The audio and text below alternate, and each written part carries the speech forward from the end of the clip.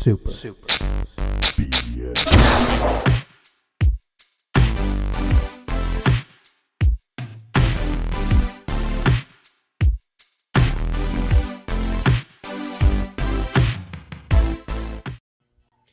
Well, la-di-da, we have made it. We are back from the dead and ready to break some bread. It's I Love Baby Boy Brank, and I'm joined by my partner in crime. Actually, there's going to be two partners in crime here today. We're not missing one.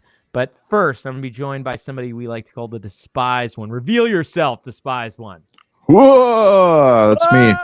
It's me, Josh. I'm here. Hey, you know what I love about that intro? Always takes me back to the old days of recording in Stankbank's garage.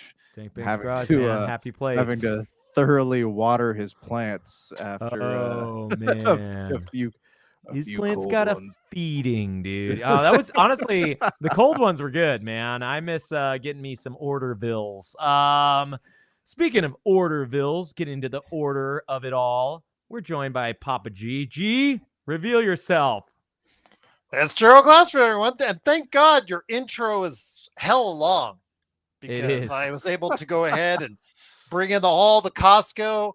Was able to go ahead and run back and forth, get everything cleaned up, prepared, turn my microphone on, everything. Finish writing that novel. He started recording. He went to Costco again. Watch War, read War and Peace. Yeah, there you go. Watch both Dunes. It was a lot of time. I finished Avowed and Yakuza like a pirate.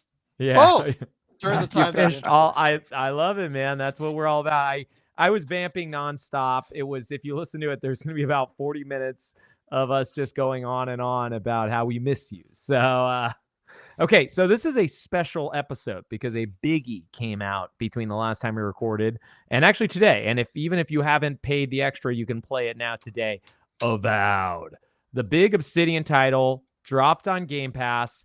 I played a lot of it. My playtime says about 20 hours. I don't want to go and talk about it yet. But Despised One, how much have you got a chance to play? 2 hour, hour and a half. Okay, and Papa G, have you got a chance to turn it on yet or no?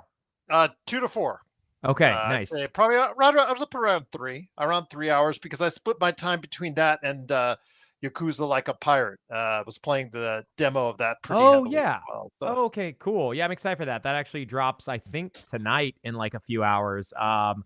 There's too many good games. But anyways, okay, we're going to go from the person who's played the least to the person who's played the most.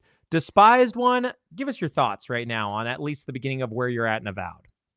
Okay. So I downloaded it last night, started playing it today. My favorite part of the story. Did the so talk about something that'll take a while. Yeah. Yeah, I know it's 80 gigs, a lot bigger than I expected. Yeah, it took so I started downloading it yesterday morning, and I still, because my internet's so bad out here, I don't know how the download time was for you guys, but it literally took all day. I'm thinking of preloading Doom right now. Maybe I'll actually, by the time Doom actually appears in May have actually finished. It'll be done, yeah, if you're lucky. No, but play it. So I am okay. Well, last week I think it was, we were talking about lore dumping.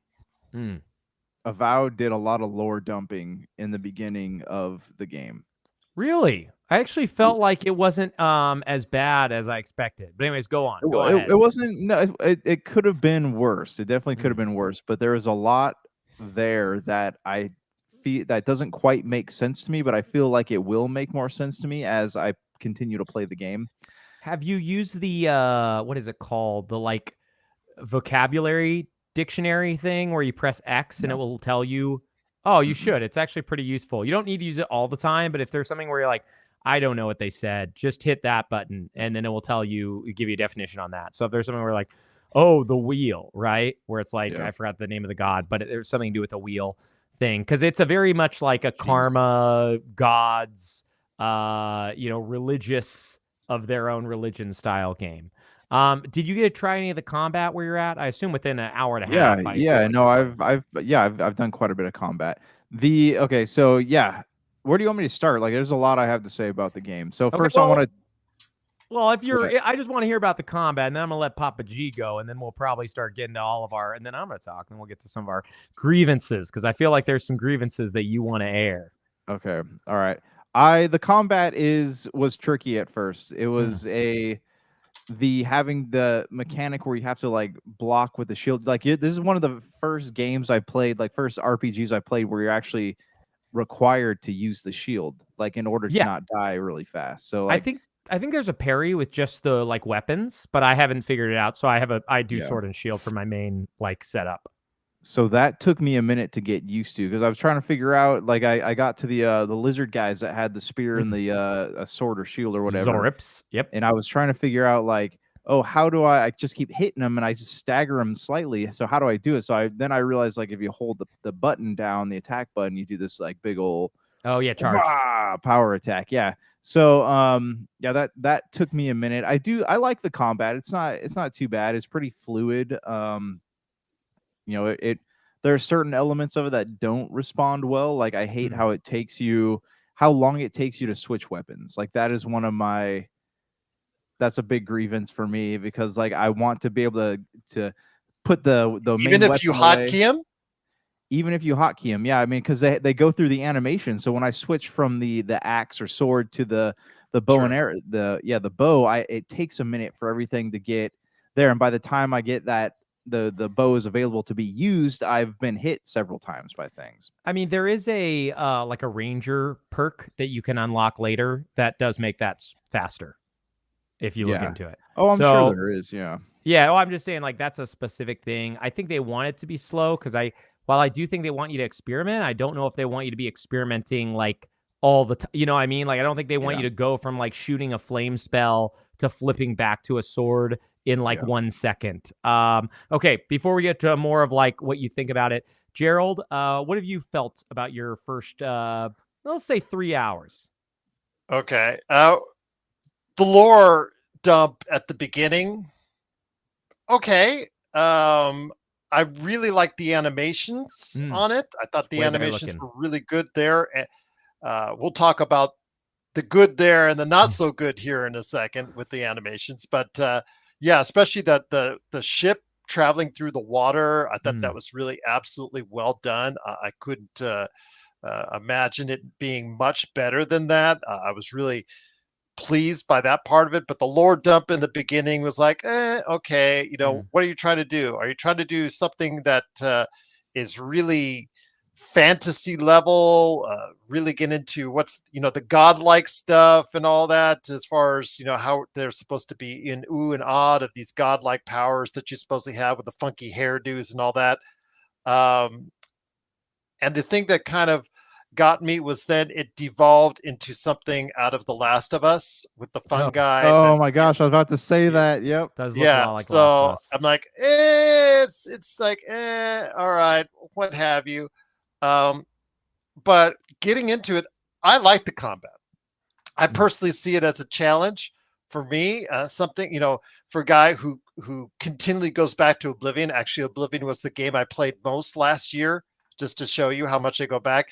I actually thought it was a nice step up for the platforming. Okay, whatever. I could do without it, but it's there. The animations, once you interact with people, the talking animations.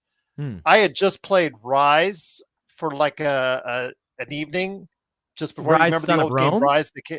Yes, Rise, Son of Rome. Okay, that was I just played that on a whim because I heard it went cloud the other day, and so I just tried it on a whim. That has better facial animations while they're conversating than what we saw with Avowed. So that's kind of like, you did so well in the beginning with the animations and everything, how it flowed so well. And then you get to the actual gameplay and conversing with people is not exactly as fluid as I was like there. But I really like the combat. I think for what it's worth, I think it's very challenging. I'm more of a ranged person. Okay. So I am constantly more into the bow than I was. You know, I know you start off with the axe and like you said, with the shield and whatnot. But I'm more into the, you know, ranged as I was. That default to that almost every RPG I seemingly go to. But for me, it was actually very interesting. The inventory system, I've never found a perfect inventory system yet, inventory management system in an RPG yet. So I could go ahead and you know, just like every other RPG, just like moan and groan about that all day. But for me, I've enjoyed my time so far with Avowed. I know that IGN has given it a 7. So far, I scored a little higher than that. In fact, I'm pleasantly surprised at how well it flows. There's not many glitches or issues or problems of that nature, which surprised me for a semi-open world. I know the variance on who you battle is something that I think a lot of people have taken issue. I wish Obsidian had taken a little bit more time to throw some variance in the types of enemies that you face. But other than that, so far I'm progressing quite nicely, and I'm enjoying my time so far. Are you before I give some thoughts, are you still in Dawn Shore, which is it's kind of like the first zone? Okay, cool. Okay, so I'm way hotter. I'm at the very end of it. Oh, nice. Okay. I'm way hotter on this than both of you guys are. Let me be clear for a second. Because there's 4 zones, if I'm not mistaken. Correct? 4 zones. I think it's either. I do not dislike the game. All right, Jank, I'm sorry. The despised one, hates it. I like the game a lot. There's just some things that are going to take some getting used to as I play more of it. Because I just got to the dock, right, and I met the fish guy and the. Okay, you just got to where like the game starts. You finished the tutorial island. Okay, cool. Yeah. So yeah, I'm so like you guys. I didn't know what to expect. The trailers didn't show very well, and before the reviews, they were saying the game was going to be 12 hours long. Right. So I was like, what is this game going to be? Right. 12 to 20 hours.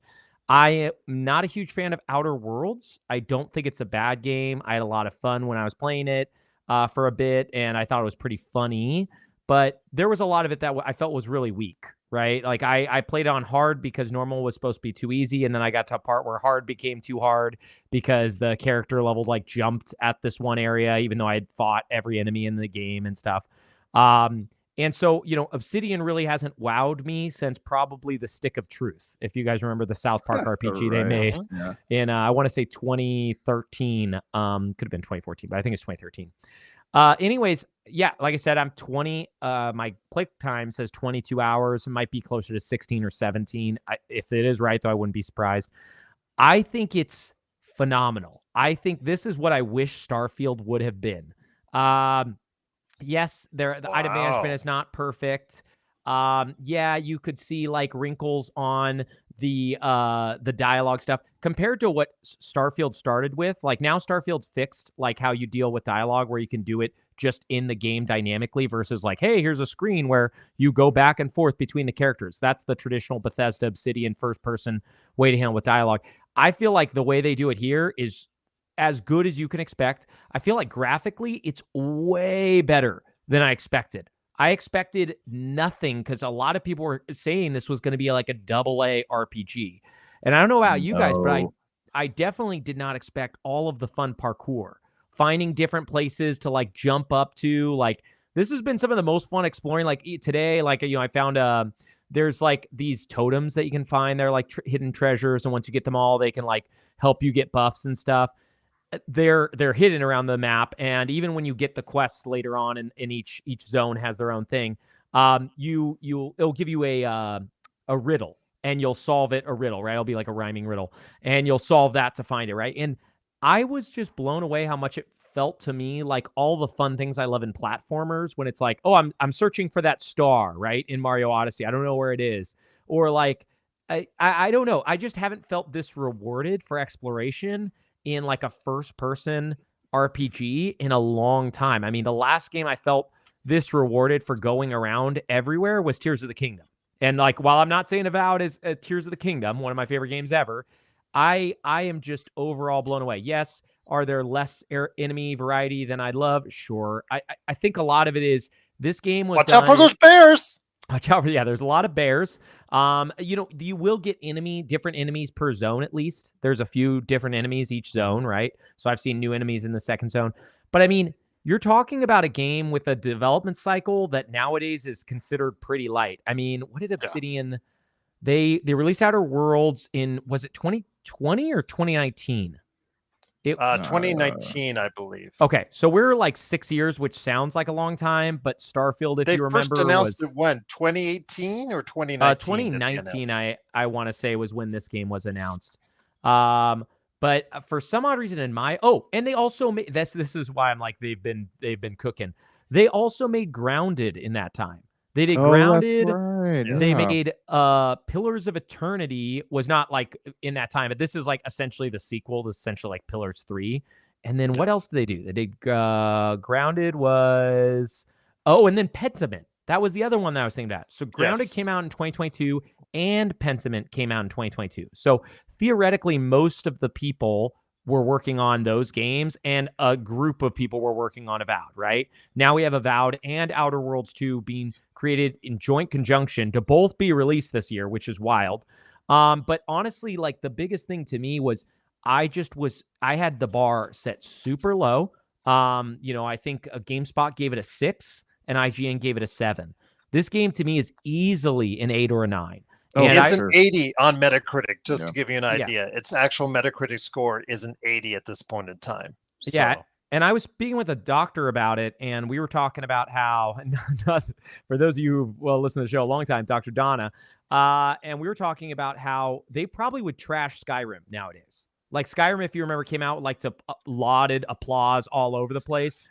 I truly think if Skyrim came out today, it would have got a 7 or a 6 or whatever, right? Because like Avowed technically has better combat. The only thing I think Skyrim does better than Avowed is it had a bigger contiguous world map, right? Whereas like Avowed is separate zones and stuff. You're not walking from one area to the other. I do feel like there are more pockets per zone than Skyrim had. Skyrim, you would go find those little caves here or there, but there's a lot of empty space when you're walking around Skyrim, for better or worse, right? Like similar to Starfield, when you're walking around like a planet, there's plenty of doing nothing while you're walking around. You're not going to be finding stuff all the time. That's fine, right? It's space. That's the game they want to make.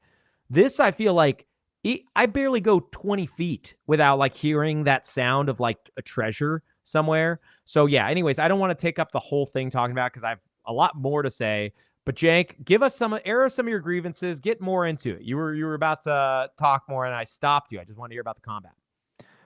No, I mean, basically the weapon changing was my biggest grievance, and I'm still they don't quite explain like the dialogue system. So maybe you can explain it to me. So you have certain options in the dialogue that have different attributes to them. Yeah. So when you click on those, do you get points? Some of them do. Yeah, some of them do. Which was confusing for me. Like, why do I want to go to the ones that don't have a prefix in front of it for something that I may benefit from, as opposed to the ones that do? I part I didn't really get either. So yeah, no worries. I'll explain that. So I forgot what they're called. Maybe they're called attribute points. They're different from your skill points, right? I think they're called attribute points. Now, you can't see those dialogue options if you don't have the attribute points to reach them. But unlike a lot of games where it's a blank skill check where it's just like, oh, hey, do you have the charisma? Then you can do this thing, right? No, these are actually just totally different dialogue options. Some of them can resolve conflict. Like I went to an area where I was speaking to a queen and I didn't know this, but I was supposed to like not kill all of this type of enemy in the zone. And the queen's like, hey, you killed all these people. And there were 2 options that I did not have the attribute points for that were blanked out. And then I had like one option where I tried to just like, hey, don't do this. Or the other option was attack, right? Right. Even with the tried option, it wasn't like a good enough option, right? The other thing you'll see too is depending on what like, it's called like your background, essentially you choose, you'll get other options you can say. Now, unlike a lot of games where it's like, if you have those attribute points and you get that dialogue, that's the correct choice normally, right? That's normally the way they make it. This is more just like flavor text a lot of the time. Like there are instances, like I said, with the queen where it totally could have changed the entire structure of that quest, which in the end doesn't matter that much because it's not like this is a party member that's joining you. It's just like hey, do I fight a long battle or do I just get to get the item without the fighting? A lot of that is just like, hey, how do you want to act? And there's not a lot of consequence from what I understand. I do know that later on in the game, the choices you make can make your party members leave, or there is like stuff like that where, Kai won't. Can I stop you for a second? Yeah, go ahead. That was the big question I had too. So like they make it pretty obvious in that first dialogue option with that girl in the jail cell that like if you say the wrong thing, it could go very poorly. And that's something we've seen, since Fable, right? Fable was the first game that I'd seen that did something like that. So it's going to be one of those things where like in Undertale, where all of our decisions end up getting like recounted to us in the end of the game, or do we pay the consequence eventually? Or I haven't gotten that far. I will say the game has a ton of different choices. Like there is a quest that I believe that Gerald did and that you probably haven't done yet. Well, you definitely haven't if you got to the dock. But there's a wooden, what looks like a Wicker Man style idol, and there's a guy in front of it. There's like 3 or 4 ways to complete that quest. Some of them are bloodless. Some of them are like, there's just tons of things. And from what I've gathered from speaking with the doctor, is a lot of the repercussions, the choices you make, won't affect you till like the end of the game. Okay. So I don't know what they all are. I don't know how much it matters. I feel like I saw a meme or heard somebody somewhere where it's like 25% of the choices actually matter, right? Like most of them don't. But in the end, like, does that really change a ton of things, right? Like in Skyrim, like, yeah, a lot of your dialogue did matter, but pretty much it was just like asset swaps, right? Like, oh, I'm going to choose this team. Like, it didn't really matter in the grand scheme whether I chose the white, I forgot what they were called, like white cloaks or whatever, right? Like there were 2 different factions that you can decide with. A lot of that stuff is just for you, right? And Avowed is a very much that style game. It's just for you. Maybe it will affect the end plot line as well. That would be big. But I also wouldn't be surprised if it's just text that's different with maybe like an added part to a cutscene, you know? Overall, I mean, there's jank for sure. Like the further you get, the more you'll see like cutscenes where you're like, oh, they didn't have a budget for this, right? Like a character will walk up and then like kind of the screen will like do a different thing from what it normally does from the dialogue and then cut back. Or there's just a lot of different stuff where you're like, yes, if Avowed had the same budget as Starfield, this game would be pretty different. But it didn't. It didn't have the budget, didn't have the time. I just am blown away at how good it is with all these things considered. And like I said, I've been having so much fun exploring. I've been trying to just pull myself off of it because like I'm in zone 2 and I've heard the game starts to not collapse, but start to die down the further you get. Like a lot of the people, I feel like the reviewers all said like, this is the Dawn Shore, the first place, is my favorite zone in the game. I'm having a lot of fun zone 2 also. So I'm curious if zone 3 or 4 or 5, if a 5th one does exist, because the map doesn't seem like 4 is all there is. Maybe it's DLC. I don't know. If it's going to be way, like just, okay, I'm doing the same thing again. Because zone 2 so far, very similar to zone 1 in a lot of ways. There's going to be bounties that you can take on. There's going to be quests. But for me, the real joys come from like, hey, there's always some loot. Not always is it better because they have a really cool upgrade system that you probably haven't experienced yet, despised one. But you can essentially take any weapon from like the lowest level to the max level with different materials, right? And you can craft better materials from weaker ones once you get one of those better materials. So it doesn't allow you to break the system. You can't go to the max level at the beginning of the game for your equipment. But you can also, you don't have to worry about like grinding hard to find items. If you can get the weaker versions, once you have a few of those stronger ones, then you can just craft those as well. So there's a lot of different things like that. I feel like the game has just a lot of rewarding features. I'd be lying to you if I said I was super interested in the skill tree. I don't think it's that interesting. I think honestly, the best skill tree is the wizard. I don't know if you guys have looked. Really, because I'm looking forward to the ranger personally. Really? Okay. I do want some magical abilities, but I want to be able to utilize some strengths as far as a ranged combat is concerned. Yeah, I mean, I think there's a lot of benefits for the ranger, and Jank, I'll let you take this in a second, but a couple things to think about is from the warrior, there's a max HP one. You can do as many different skills as you want. You're not locked into one class, right? So I definitely suggest if you're struggling with the combat, do the max HP, because I died early on. But really the usefulness with the wizard is there are a lot of puzzles that are element based, doors that won't open without electricity, platforms you need to create, like, this game, like a lot of immersive sims, even though this is definitely not an immersive sim game, you can freeze the water and turn into ice. So it's a platform you can jump on. And then, like a lot of other games that have elemental type items, there are bramble and thorns that you can burn with fire. So the nice thing about using the wizard abilities is you no longer have to have the grimoires to cast those. You can just cast them as like a normal skill. Anyways, Jank, you were going to add something to the different skills. Oh no, I mean I chose Ranger. Are you able to switch Whenever you between want? things? Oh, okay. Well, Yeah, that's and you cool. pay 100, maybe it's a 500. I don't know if it goes up every time, but you can respec whenever you want in the game. You just pay some of the currency, and also, yeah, you can have like 4 points in Ranger, 1 point in Warrior, 1 point in Wizard. There's no like locking or blocking you off from like one thing or another. So like a good example would be there is a party member that joins you that had the same ability that I had spec'd on. It was like the first Ranger ability. And I'm like, well, I don't need a party member that has it and me, because you can use the party member's abilities on enemies. So I just like got rid of that one and used other ones that I couldn't get. Like there's a bash with I don't know if you need a shield, but it's like in the warrior thing. You can destroy walls with that bash. Right. So that's like a really good one to have. So yeah, it's great. I have like a pistol, like a unique pistol and a grimoire for my backup, and then I have a sword and shield. I haven't tried the arquebus or the giant hammer or any of that stuff. I'm sure it's all really good. I just am having fun playing it the way I'm playing it. So I'm playing on quality mode on Series X.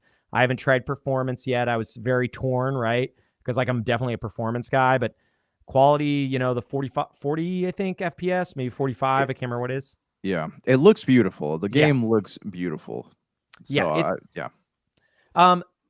Do you guys have more to add about your time playing it? Because there's another thing I want to talk to you guys about it before we get to the state of play. But I just want to ask if there's anything else you guys really have. It's just that the only thing I would say, like you said, if they put a little bit more into the budget, they could have done things like streamlined the dialogue system, the inventory system, make it a little less confusing for both players like Josh and I, which were just jumping into it essentially. And then, a little bit more variety on the characters from what I'm hearing, not just, you, or it's just a whole bunch of people saying would have been nice, a little bit more varied variety, or a little bit more open world, whatnot, what have you. I just think that, again, it's a really good game. It's fun. And it really, when we talk about this, and I've said this on the show before, and I'll say it again, is this game fun? It could be the jankiest mess in the world, or it could be the most polished game in the world. Is this game fun? And for me, it's fun. I want to go back and play it, and I want to have, and I'm going to have fun doing it. And that's the ultimate thing. That to me is at least a 7. Most likely right now, with the way everything's setting up, if I'm really getting into the story and I want to progress further, that's going to be an 8 for me. Right off the bat. So that's going to be somewhere where in lines where most reviews are. I think it's a very strong performance. I think it's again, a situation where Xbox really did drop the ball in promoting it. And Josh, you've heard me say this before. I have no idea where the PR is for Xbox.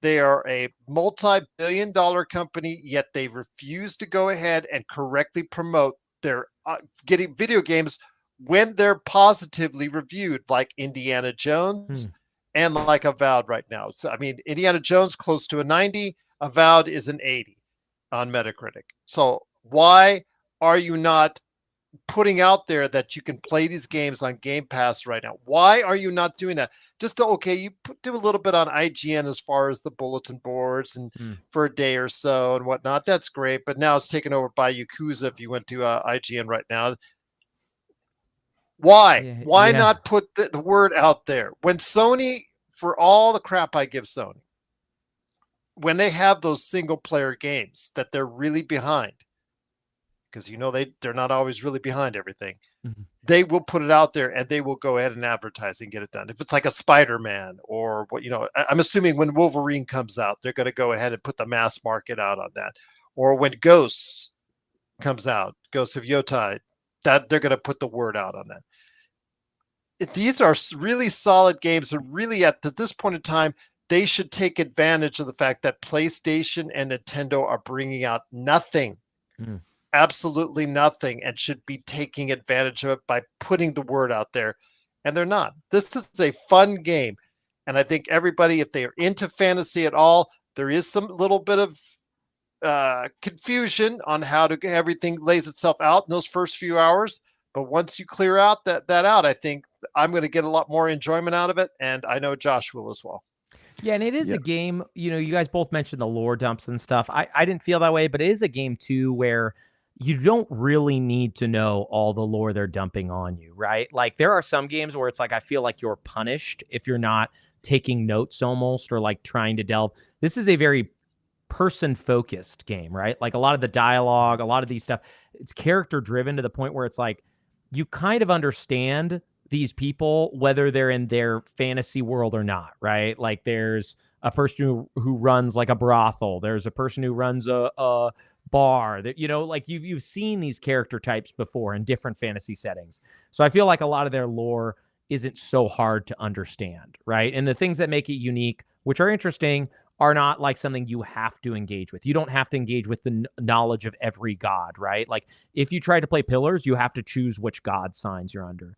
But Gerald, you brought up something really interesting. Outside of Days Gone, Sony generally has done a really good job marketing their games. Days Gone and maybe Returnal are two where I think like, man, they just didn't really care about those guys.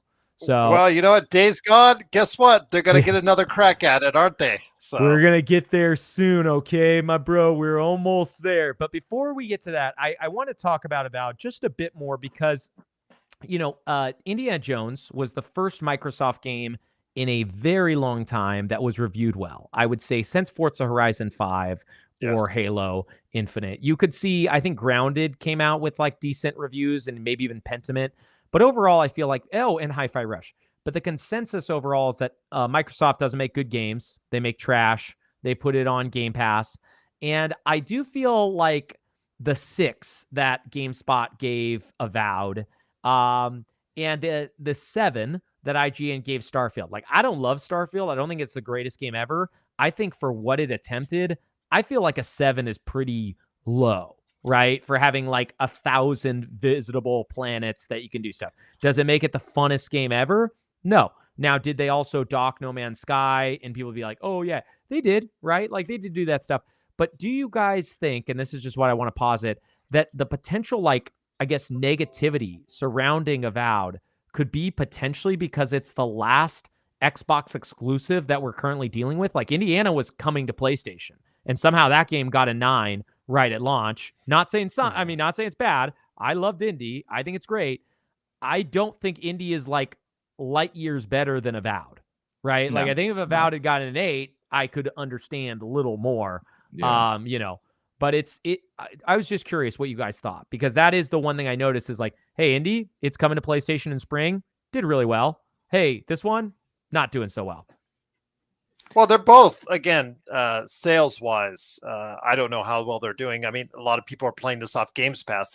The goal is to put this and push Game Pass to a higher level to get more subscribers. And I put in our notes what I think this game is about. I think it's a combination of Dying Light, The Last of Us, and Skyrim if they had a baby. Yeah. But I think that, if the goal is to either push the game or push Game Pass, commit to one or the other. And I don't think they do that. I don't think they do that at all. And that's the problem I have with Microsoft. You know, Josh, in the years, I tried to be for many years the guy that was like on the fence. But in recent years, Xbox was the best value for consumers, and I had to keep correlating that. So finally, I said, I'm going to go all in on Xbox. But the problem is, again, they've got this great service named Game Pass. It's still at a semi-reasonable price, but the value you're getting with these day one games, they're not correlating to a larger public, which is an absolute mistake on their part. I don't care how much they're losing the console wars by. Again, it's about Game Pass. If you pushed Games Pass and the fact that you've got 2 well-reviewed games. Now, I really love Indiana Jones. I'm just going to be honest with you. Avowed, I'm really enjoying my time, but I do think there's a little bit of a gap there between the two. But they're still really good games, both of them. And I've been having a lot of fun with Avowed myself, as I said. But again, why are you not pushing that? Why are you not pushing that if you're expecting? This is the perfect time to do so. Do you remember they used to do these like really beautiful cinematic trailers for every new like big release? You had the Yep. Gears of War one that Starfield was had the the last one they did Gary it for. Jules song. Yeah, and the Mass Effect ones. I don't know. They don't do that anymore. And I don't know if it's because they don't feel like they have to, because they're not doing people play. I maybe they feel like they have enough people playing on Games Pass, but I mean PlayStation doesn't exactly do it either though. So I mean, what type of what's a healthy balance between advertising and not advertising? Like I before Avowed, like I completely forgot it came out. There were no signs, no billboards, nothing on the internet. So I didn't even know until Brian, you had called me and asked me if I was playing Avowed, and had no idea that was coming up soon. So I understand what you guys mean about that. I just wonder too, though, if Microsoft is just tired of essentially getting beaten down year over year, like with essentially negative press of like, hey, they have no games, they have no games, they have no games. I feel like I've heard that since the Xbox One launched with the only console exclusives, which were Rise, Son of Rome, Dead Rising 3, and I forgot what the third one was. And Sony had like what, Killzone Shadow Falls or whatever. I'm just curious if Microsoft. I think we're entering a world right now where, since Microsoft's essentially decided to go third party, where we are just going to have a Sony console here in the near future, and Sony hasn't been exactly the greatest publisher, and I'm wondering if a lot of that's because almost like politics, like people seem to just beat on Microsoft. Like I don't think an Avowed is a 6 or a 7. I don't think those scores make a lot of sense. Now, I know we're arguing about trivial things like people's subjective opinion, but there were people who were on record of only having played 10 hours and giving it bad scores. And I'm just curious if those same people would have done that for any non-Days Gone Sony title, right? I can't even think of the last Sony title that got a low score besides Days Gone. Right. So I mean, okay. So this, leads me to something else I've observed could be a potentially happen. So Xbox feels like enough people, if they start releasing things on PlayStation, enough people are PlayStation will basically become an Xbox for some people, because PlayStation releases so few games every year that, why not go back and play Forza or Halo or Gears or whatever on the PlayStation? So do you think there's going to be a point where PlayStation is going to start noticing this and like, oh, I don't think we really want your games on our consoles anymore?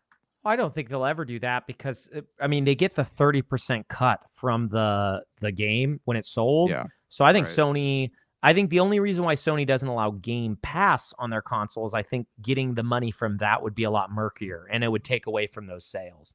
I think Sony's very much a cold hard cash business. Same with Nintendo. Not that Microsoft isn't, right? These are all businesses. But I think Microsoft tried to court an audience that doesn't want to pay for things. Right? They try to be the good guys, and the good guys generally are courting the little guys, right?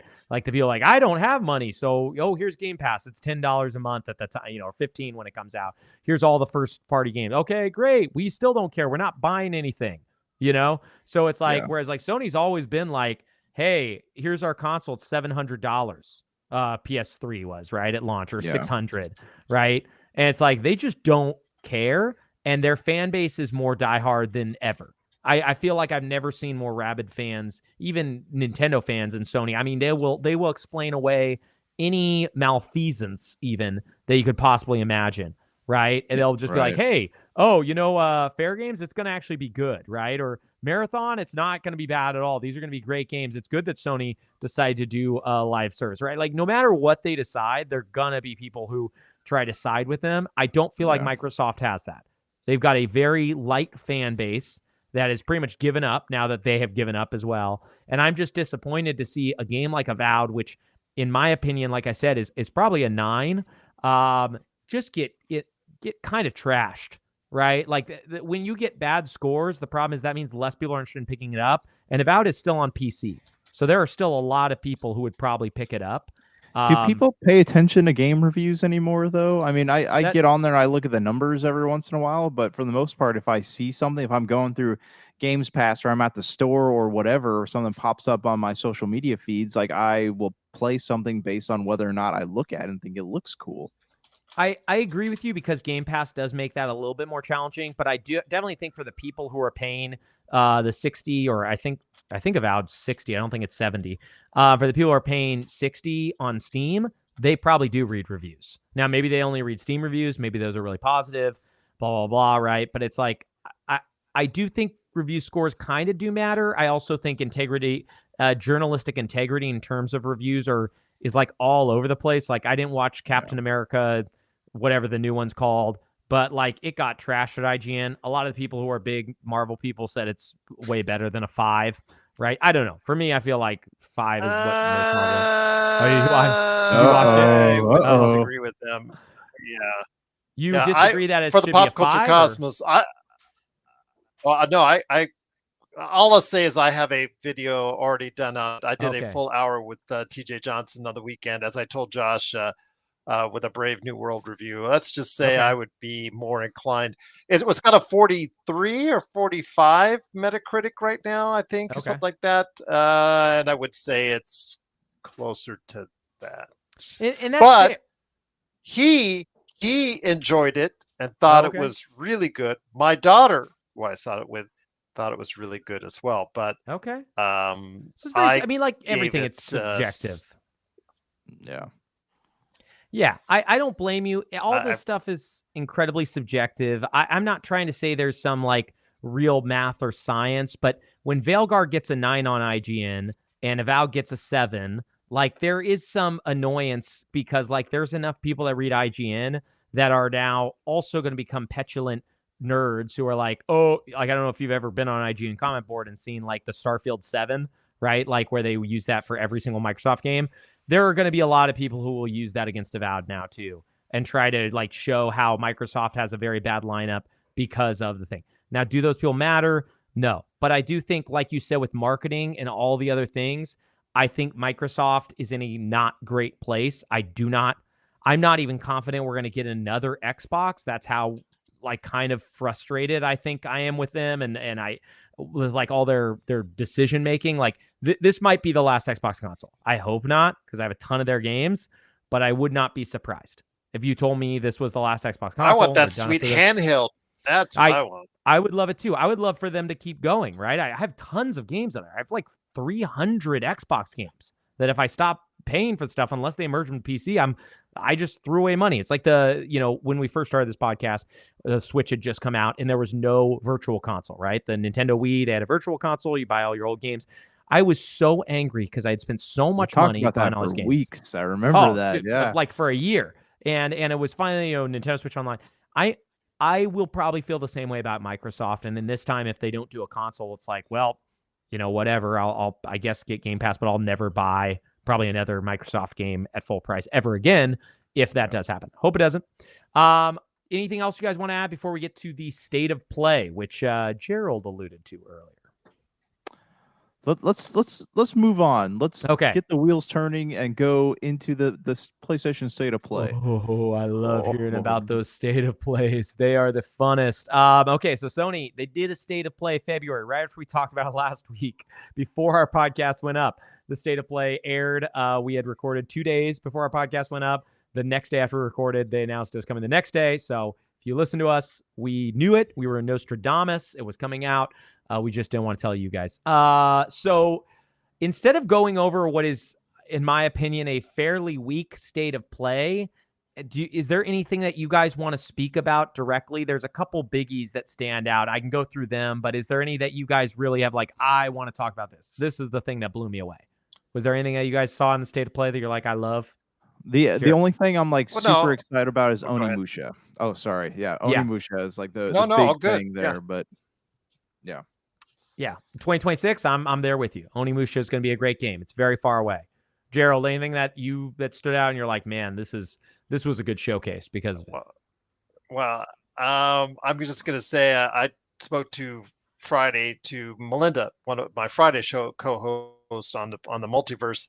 She is a hardcore PlayStation fan, and she even admitted, and I said, yeah, this is a pretty decent third-party showcase. The problem is it was supposed to have been a decent first-party showcase, and the problem is continues to be third-party showcases for a company.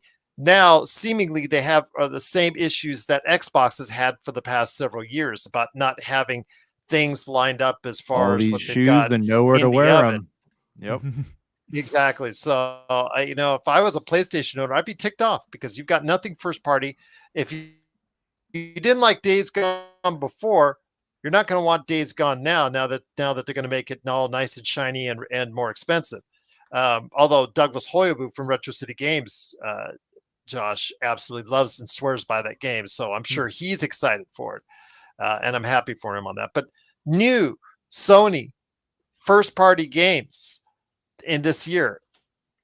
I don't even know if we're going to get Ghosts of Yotei. Probably will still, but even that's up in the air because, again, from a first-party standpoint, Sony is now having the issues Xbox has had for years, and I'll just leave it at that. Yeah, I mean, if people are excited about Days Gone, then those people are probably buying all the slop that Sony sells, right? This is Days Gone to me, even almost less so than the Last of Us Part 1 remake they launched with 2 or 3 years ago, whenever that was. This is so unnecessary. It's unbelievable. At least for this one, if you own it, you can get it for $10.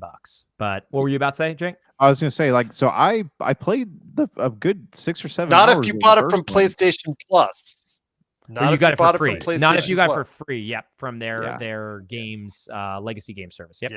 Yeah. I was gonna say though, I played a good 6 or 7 hours of the first one, and it was fun, but not not something I was really aching for a remake or a remaster of. You're speaking about Days Gone, right? Yeah. Okay, yeah. Just there's only one Days Gone. They never got that sequel, but yeah, no, I agree with you. I tried probably about 2 hours of it, fell off. Maybe I'll go back in the future. I'm not going to go back for this. I don't think I paid for it. I think I got it with the PlayStation Legacy thing, and they're not going to allow me to upgrade for $10, so they're just going to get nothing. Otherwise, I thought the Leslie Benzies game. He's the guy who worked on Grand Theft Auto. I thought it's called Mind's Eye. I thought that looked kind of neat. It's janky looking and kind of AA, but I thought it kind of looked fun, or at least I hope it's fun.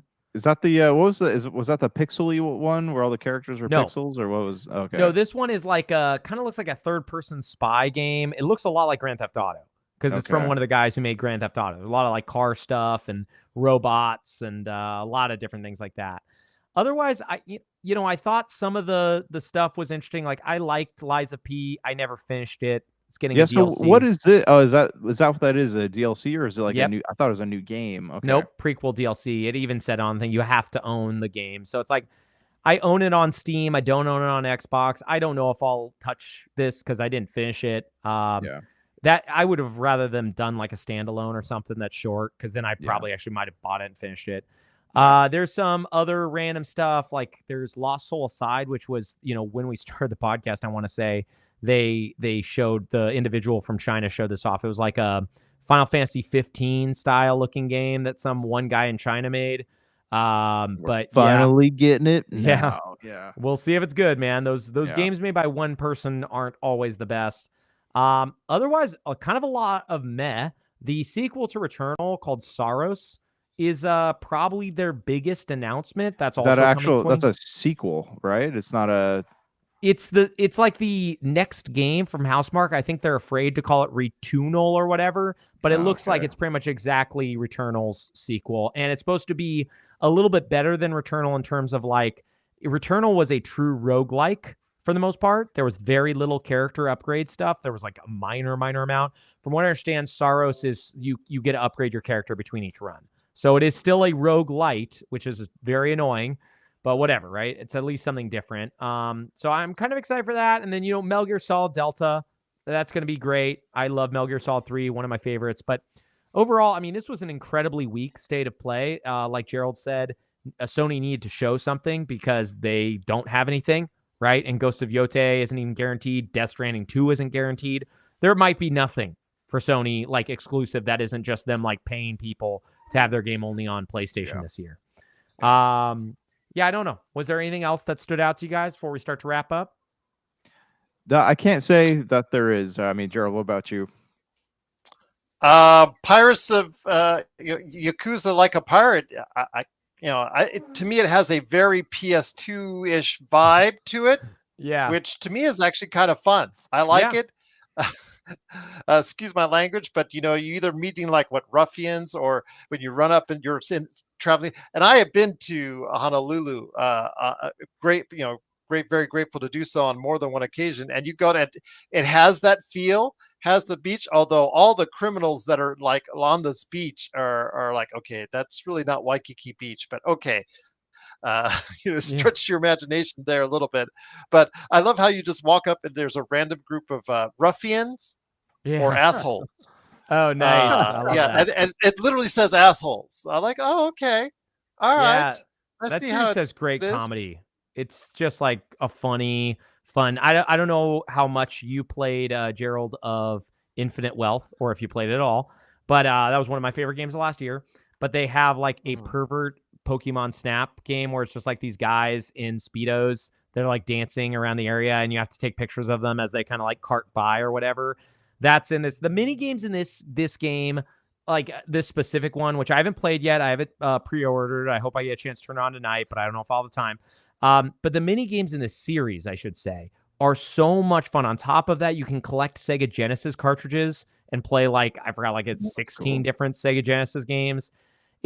They keep knocking out of the park. They keep making fun games. That's kind of like what you talked about earlier, right? Like a game needs to be fun, right? The Like a Dragon series, the Yakuza series, that feels like it's their primary goal, is to make a fun game that tells a really silly story that has some heavy, heartbreaking moments that are really, poignant. But otherwise, it's mostly fun.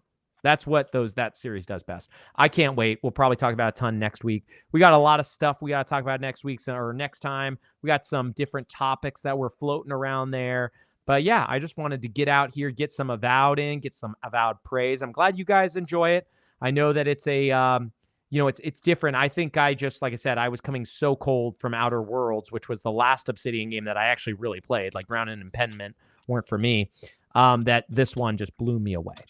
So I'm excited to hear what you guys think when you're about 10-ish hours in, because you'll be probably entering the second zone at that point, and you'll have a very good feeling of whether it's something that you're going to finish or something you're going to turn off. Anything else you want to add before we hit the road? Okay, hold on. Xbox Game Studios asked, "How long did Avowed take you?" Oh, none of us finished. Oh, I've only played 3 hours. Yeah, Brank has gone into it more than I have. Xbox. Yeah, my about 20 hours. Did you say, Brank? Yeah, my playtime was 21 hours, but I'm hoping it's incredible like the rest of it. But I think so far, I mean, it's one of the few games that took me enough that I plan on finishing it. Okay. Yeah. Cool. I want to play more. I think it's probably one of the few newer games that's actually like calling me back to it. We always talk about that, so I'm excited to play more. But yeah, I've enjoyed my time with it so far. Yeah, man, good start to the year, right? Like we got the Yakuza pirate game. There's Monster Hunter Wilds, which I don't think any of us are going to play, but that's coming out soon. And then I don't know if it will be any good, but Assassin's Creed Shadows comes out next month, right? So it's we got a really, really kick butt start to the year, and then Xbox is just going to dominate April and May because they've got South of Midnight. This game isn't theirs exclusive, but 33 Expedition 33 Clair Obscur, and then Doom in May. So we'll see what else the rest of the year looks like. I'm excited for the Nintendo Showcase in April. We need to talk about our best Switch games before that.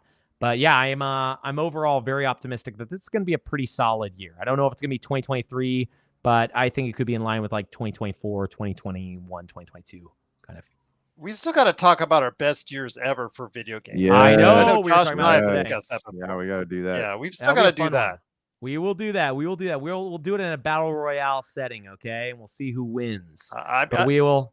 You know Rob McCallum, Josh. I've had wars with this man on that topic. So bring him on, okay? Yeah, we'll have a fourth person and we'll all vote. We'll see who has the best year that they're bringing. Okay, friends. Well, I will talk to y'all soon. Peace. Peace.